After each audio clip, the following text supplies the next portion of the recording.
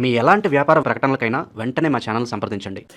Yeah కుక్షి వివరే కృత్వా స్వయం రక్షతి సర్వతః నమామి జననీం దేవీం పరాం ప్రకృతి రూపిణీం కృచ్ఛేణ మహతా దేవ్యా ధారితోహం యథోదరే తత్ప్రసాదాత్ జగద్దృష్టం మాతర్నిత్యం నమోస్తుతే పృథివ్యా యాని తీర్థాని సాగరాదీని సర్వతః వసంతి యత్ర తాం నౌమి మాతరం భూతిహేతవే. మాతృదేవో భవ పితృదేవో భవ.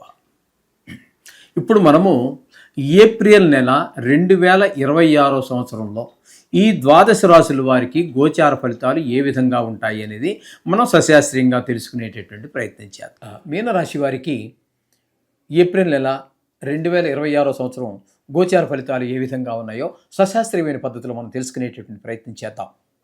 ఇక్కడ జన్మంలోనే శని, అలాగే రవి 14 రోజుల పాటు అక్కడే ఉంటున్నారు. తదుపరి ద్వితీయ స్థానంలో అటువంటి మేషంలో ప్రవేశించి అక్కడ ఉంటున్నారు. కాబట్టి ఆరోగ్యం దెబ్బతింటుంది. దీన్ని తనుభావం అంటారు. కాబట్టి ఆరోగ్య విషయంలో కొంచెం ఇబ్బందులు కలిగిస్తాడు. ఇక్కడ శుక్రుడు 2 స్థానాలలోనూ పూర్తి వ్యతిరేక ఫలితాలే ఇస్తాడు. ఇక కుజుడు నెలంతా ఒక 2 రోజులు తీసేయండి, జన్మంలోనే ఉన్నాడు, యోగకారకం కాదు ఏమండి. అలాగే 2 రోజులు వ్యయంలో ఉన్నాడు, అది యోగకారకం కాదు. అలాగే ఇక బుధుడిని తీసుకుంటే బుధుడు జన్మంలో ఒక 21 రోజుల పాటు జన్మంలోను, ఒక 9 రోజుల పాటు వ్యయ స్థానంలోనూ ఉన్నారు. అంచేత మీకు బుధుడు కూడా ఏమాత్రం అనుకూలుడు కాదు. ఈ విధమైన పరిస్థితి ఉంది. ఇకపోతే 6వ స్థానంలో కేతు ఒక్కడు మీకు అనుకూలమైన ఫలితాలు ఇస్తూ ఉన్నాడు. పూర్తి అనుకూలంగా ఆయన ఫలితాలు ఇచ్చేవాడు ఈయన ఒక్కడే కనబడుతున్నాడు. అటు శుక్రుడు ఇటు కేతువు 2 గ్రహాలు మాత్రమే మీకు పూర్తి అనుకూలమైనటువంటి ఫలితాలు ఇస్తూ ఉన్నాయి. తప్పితే మిగతావి ఏవి కూడా బాగలేవు. కాబట్టి ఒక రకంగా చెప్పాలంటే వీరికి ఈ నెలలో కొంచెం ఇబ్బందికరమైన పరిస్థితులే ఉంటాయి. చేత ఎక్కువ గ్రహాలు ప్రతికూలుతుంది కాబట్టి కంగారు పడిపోకండి.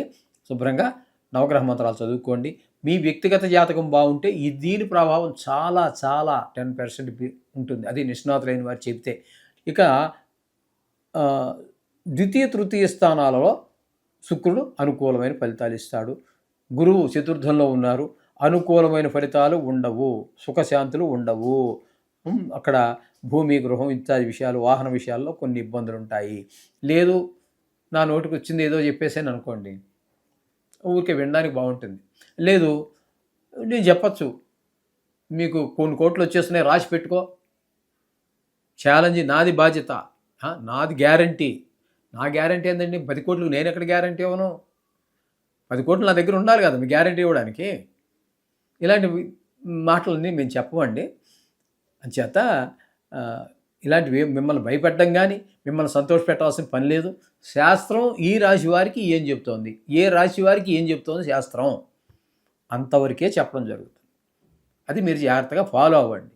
ఏదంటే అది విని దానికి ఎవరో చెప్తాడు, దానికి నన్ను ప్రశ్నిస్తారు. మీరు ఫోన్ నెంబర్ ఇచ్చాం కాబట్టి కింద, దానికి నేను ఏం సమాధానం చెప్పాలండి? పోనీ ఆయన నెంబర్ ఉంటే ఆయన అడగండి, ఆయన ఏం చెప్తాడో చూద్దాం.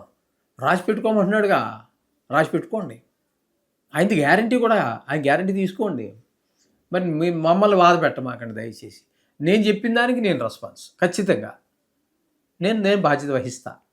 అంటే మీ గ్యారంటీలో ₹1,00,00,000 గ్యారంటీ, నా దగ్గర 1,00,00,000 ఉండాలిగా, ₹1,00,00,000 కూడా లేదు. నేను దేనికి ₹1,00,00,000 గ్యారంటీ ఉండాలి మీకు? నేను అంచేత అలాంటివి వద్దండి. నేను చెప్పిన దానికి మీకు డౌట్ వస్తే నేను శాస్త్రం ప్రూవ్ చేయగలను అంతే.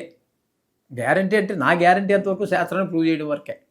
నేను ₹1,00,00,000 ఇవ్వలేను, ₹1,00,00,000 కాదు కదా, మీకు ₹1,000 కూడా ఇవ్వలేను. యథార్థం చెప్తున్నానండి. అంచేత ఈ విధంగా ఫాలో అవ్వండి. రోజు శుభ అశుభ గ్రహాలతో సంబంధం లేకుండా దేవుణ్ణి ఎలా ప్రార్థిస్తున్నామో నవగ్రహాలను కూడా అలాగే ప్రార్థించండి. సర్వశుభాలు చేకూరుతాయి. శుభం భూయాత్.